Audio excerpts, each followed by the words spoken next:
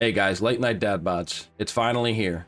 Delta Force has officially launched Season 1 of their brand new game. I've put a ton of hours into this game already, from the closed alpha to the open playtest that they did, and then most recently the technical playtest. I've been putting out a lot of videos on this game. One of those videos was showcasing what I personally consider to be the best gun in the game, as well as kind of the most slept on gun, in my opinion. I'm going to be using that gun in this video to show you guys the way that you need to be building your guns, and the things you really need to be looking out for and the things you need to be avoiding. Spoiler alert, it's not always about the numbers.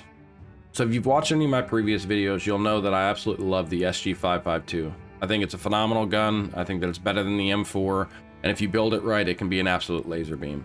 So let's go ahead and take a look at what I'm talking about.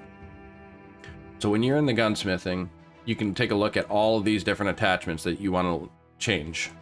So when you're looking at this, you can see that it has these numbers where it's got, damage, range, control, handling, stability, accuracy. Control is really the one that determines how the gun, the recoil of the gun and how it's going to shoot. And you can see that, it's going to give you pluses, minuses, depending on whether or not it helps or hurts the gun. However, those numbers aren't always going to give you the full story. So let me go ahead and give you an example in the stocks. So you can see here that this stock costs $98,000, but it gives you a +8 in control. If you go into the details and you go down to control, it shows you what the spread is going to look like when you're shooting the gun. So you can see this does cause a pretty good drop in the overall recoil. However, when you factor in the fact that this is $98,000, if you come down to the 416 light stock, this costs half the price, less than half the price actually. And if you go into the control, you can see this drops at almost the same amount. And if you look at the numbers, this says only +6, this shows +8. So you can see that this one does have slightly better control, and the way that you can check that is just go into preview and then go back in here and now go to the 416. And when you go to details, it's going to compare the purple stock that you currently have on it to the blue stock that you're wanting to put on it. So you can see that there is a little bit of a difference, but you have to factor in the cost and the other things as well. So the 416, you're gaining 10 handling. The 10 handling is a huge improvement. You go for your ADS speed from 308 down to 244. So it really boils down to what is most cost effective to you and what you're trying to get out of the build. So in the previous video that I made on the SG, that was during the playtest, and they made a small adjustment to the SG. Before, with the SG, they just had a standard barrel that really didn't do a whole lot. This one's a lot more versatile, so when you put this barrel on, it's also slightly more expensive, but it makes sense why. So now you have all of these rail attachments. You didn't used to have that, so you can put, I think it's 6 or 8 of these Ranger handguards, which just slightly improves your control with each one of them. But when you have 6 or 8 of them, it makes a huge difference. So that's a pretty big improvement. But the barrel itself costs about 60,000. Again, those prices kind of change depending on the market. But if you really want to make a budget build for the SG, and I'll have these codes down in the description, but this is what I consider to be probably the best budget build in the game. You got the steel muzzle grip on here, which is really cheap. The RKO foregrip, which is absolutely amazing. They do have this new foregrip in here, which is unbelievable. The Dawn angled flashlight grip, which is by far the best foregrip in the game. But it comes with the $92,000 price tag. The RKO is half that cost. So again, when you're trying to figure out budget versus, meta, you have to factor that in.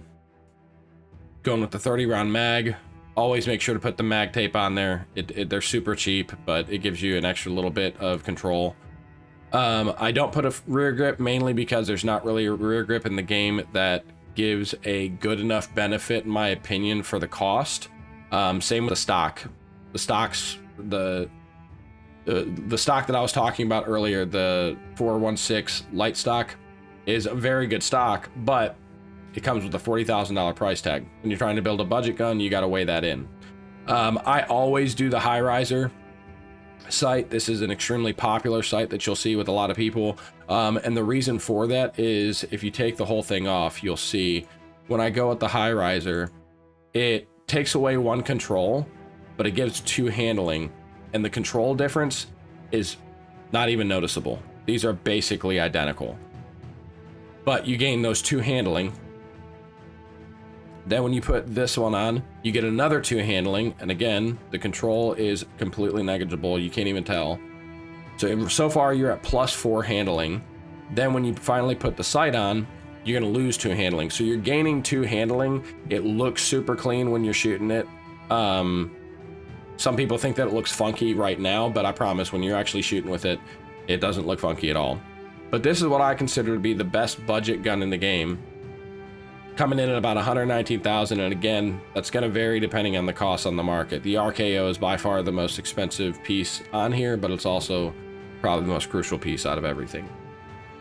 And if you really just want to go with the absolute meta laser beam, this is probably about as close as you're going to get to it. Again, make sure you're doing your calibrating because that can make a big difference, but I'm not going to get into that in this video. I might do another video simply on calibrating, but it's pretty self-explanatory. So you can see I've got tons and tons of attachments on here, and I'll show you just by going in here and going to the control. I mean, like I said, laser beam, but that comes at a cost. Over $500,000 just for this, and that doesn't include the cost of the gun if you don't already have the gun.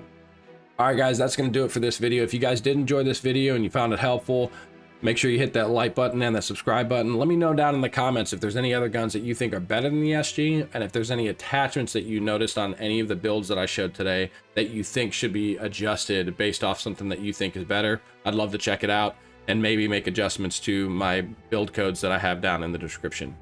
I do stream late at night on both Kick and Twitch. I'd love to have you guys hop in, strike up a conversation, join the community. See you guys then.